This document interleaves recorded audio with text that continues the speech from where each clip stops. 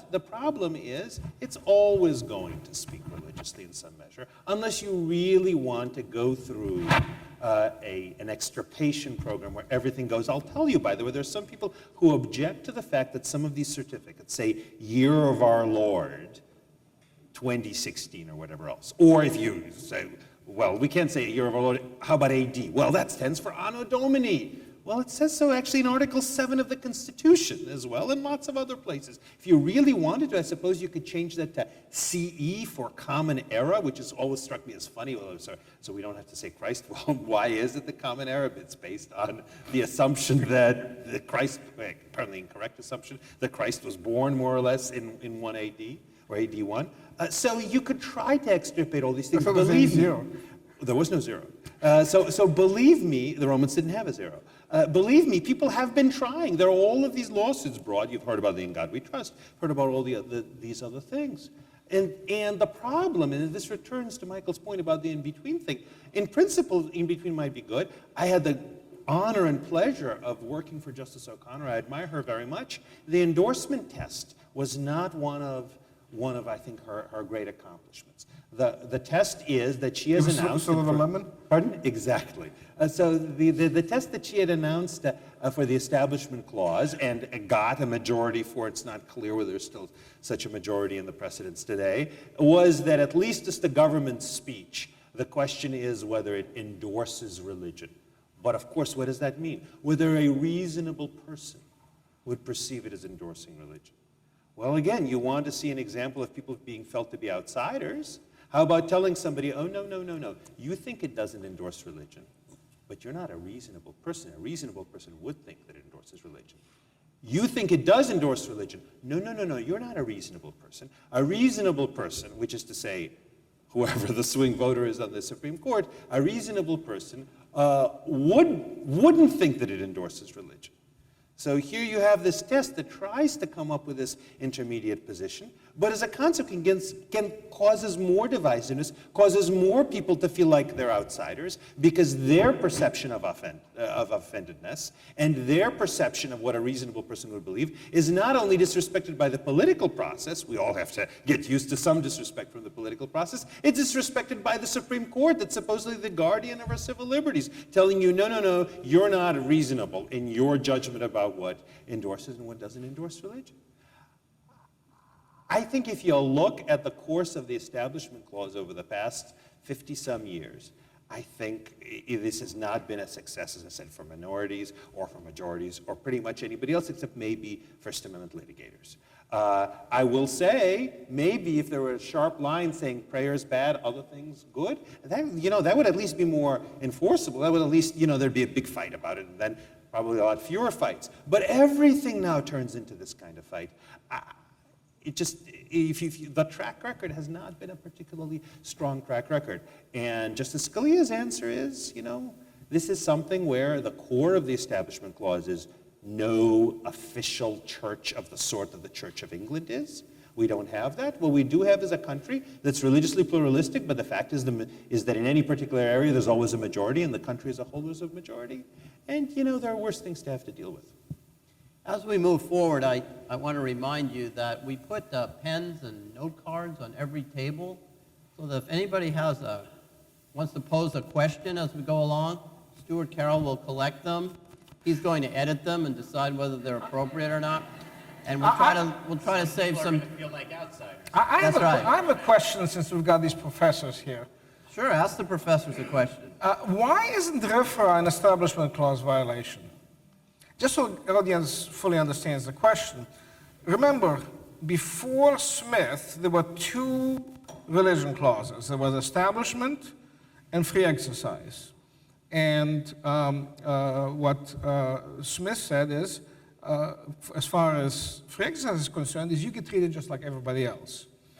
Congress comes along and says, no, we're going to give you special privileges, just like Vernon versus Lipford says, including such things as we saw recently in the Hobby Lobby case, is if you are a religious person and you are running a business and you don't want to provide abortion services to your employees, and maybe even a small corporation, but certainly if you are an individual, you don't have to pay for abortion services. The government is going to pay that for you.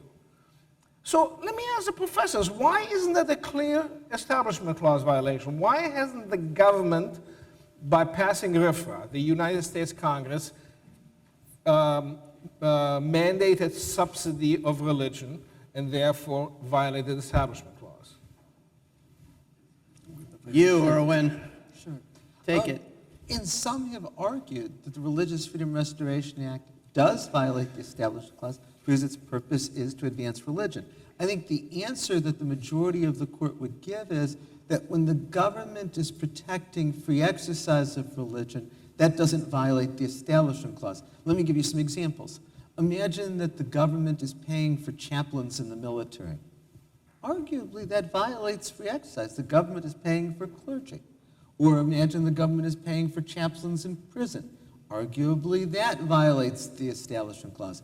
But the Supreme Court would not find that unconstitutional, saying that facilitating the protection of free exercise is permissible and not a violation of the Establishment Clause. I think actually, I'm sorry.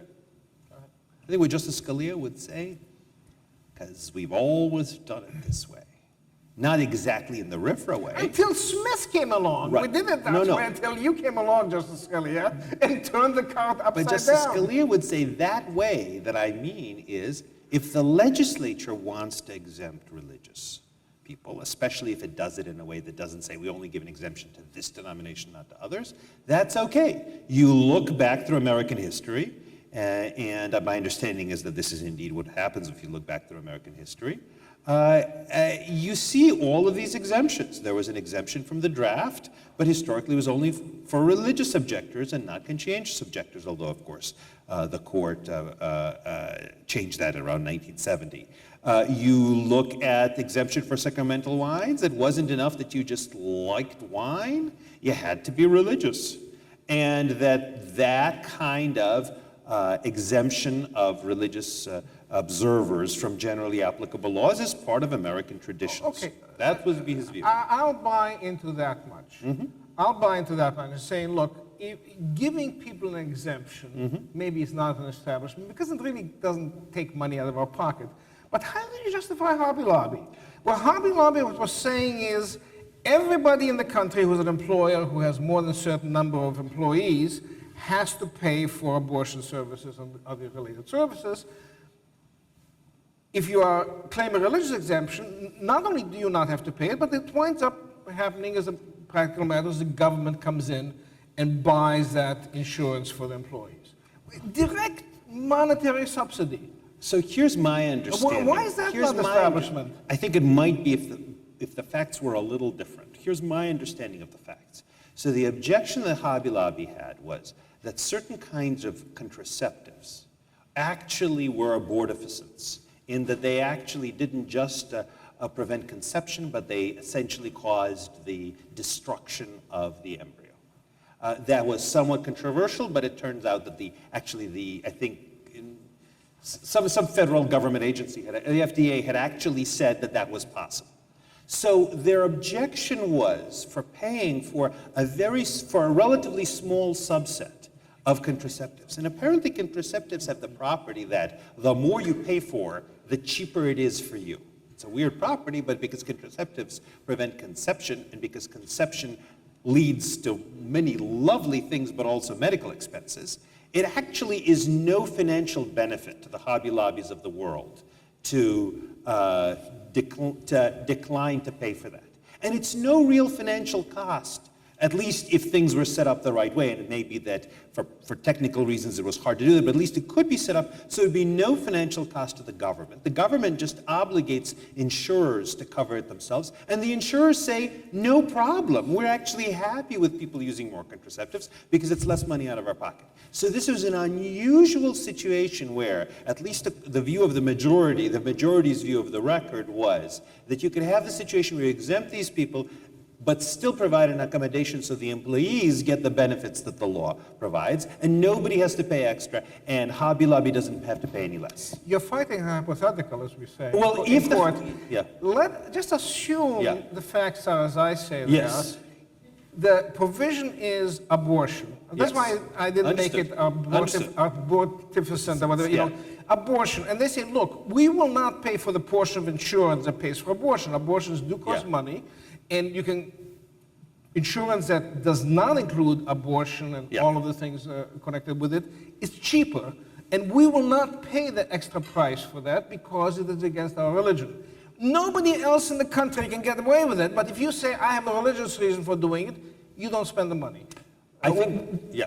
Why isn't that an establishment? So I think Justice Scalia's answer would be, and by the way, I very much sympathize with your It's just a your question. view of this. But my I don't sense of have a Justice Scalia's answer is, look, in some situations, both this and other religious exemptions might in fact give a benefit, including a financial benefit to people. So for example, he'd say, in Sherbert v. Werner, Sherbert shouldn't have been constitutionally entitled to this unemployment compensation, but there wouldn't be anything wrong with providing this kind of exemption there. Even if other people have to pay for it? Yes. Even the taxpayers Yes, have to yes. pay for it? Now, the tough Why? question, why? Yeah, why? Because I think you'd say that there's nothing really wrong with the taxpayers have to pay a little bit extra for religious practice in To certain make kinds of it contexts. easier for other people Yes. to practice their That's religion. what he would say, because that's the way we've always done it in one form or another. Now, not everybody would take that view. Justice Stevens, for example, took a very militant view of the Establishment Clause, was probably the one who would have read the Establishment Clause the most broadly of any of the justices on the court, and actually did think that RFRA was unconstitutional in general, and did not, and in fact was one of the 5 votes necessary for Employment Division versus Smith.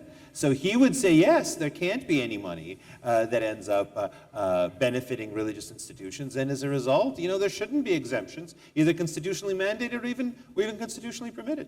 So, no, I don't think very many people in our audience are as up on every case by its name as you guys are. You're throwing around Hobby Lobby. Sorry. Like everybody knows what Everybody Hobby knows Lobby Hobby is. Lobby. So, one of our professors, let's roll it back a little bit and tell everybody about the background to Hobby Lobby, what it was about, and what it led to. Go ahead. In the Affordable Care Act, Congress called on the Department of Health and Human Services to promulgate regulations to make sure that employer-provided insurance included preventative health care coverage for women. We all know that traditionally insurance provides for care when somebody's ill. Congress wanted to make sure that if an employer provided insurance, it would also include well care coverage for women. Health and Human Services promulgated regulations. One part of them dealt with contraceptives, and it really had 3 aspects. One is for a religious institution that opposes contraception, like the Catholic Church, they don't have to provide contraceptive coverage for their employees. For a non-profit that's affiliated with a religion that opposes contraception, like a Catholic university, they can get out of this requirement by filing a statement with the federal government attesting that they're affiliated with a religion that opposes contraception. Then at no cost to that employer, contraceptives will be provided to the employee, contraceptive coverage, through the federal government and through the insurance provider.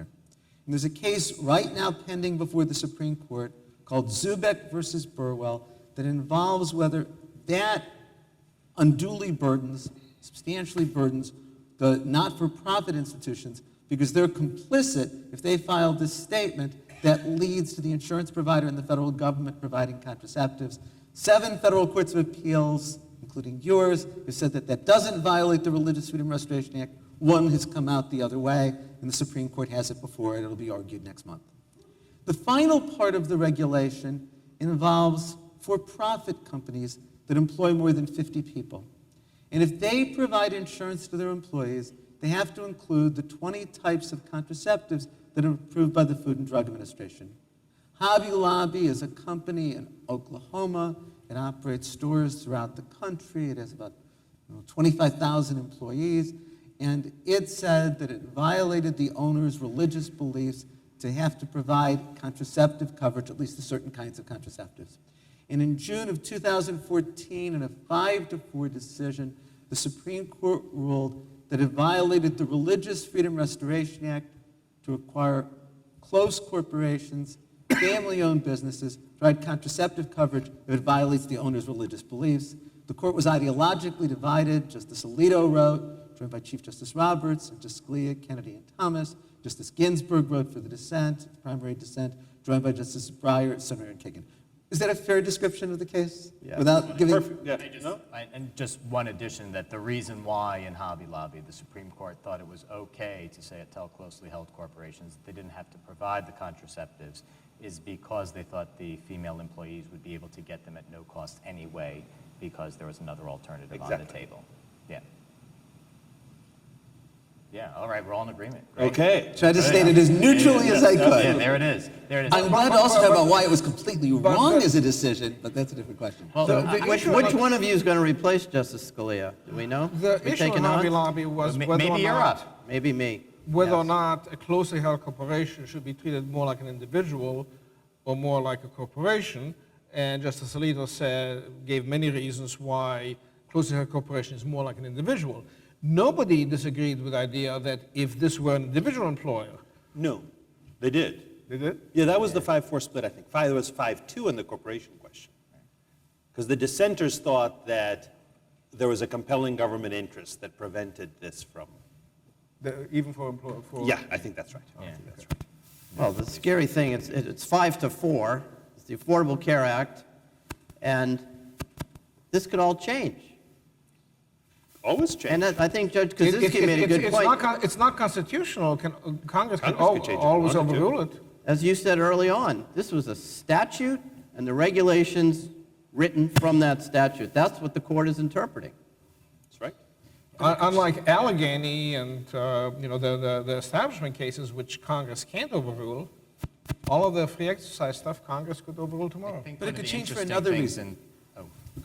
one of the interesting things, though, I think part of what you're describing is going to be tested now in the Zubik case. And now the question is, a lot of the alternatives may be off the table. Again, there may have been some sort of fix in Hobby Lobby. Here, the insurance companies were like, yay, we'll give out contraceptives to anybody who wants them.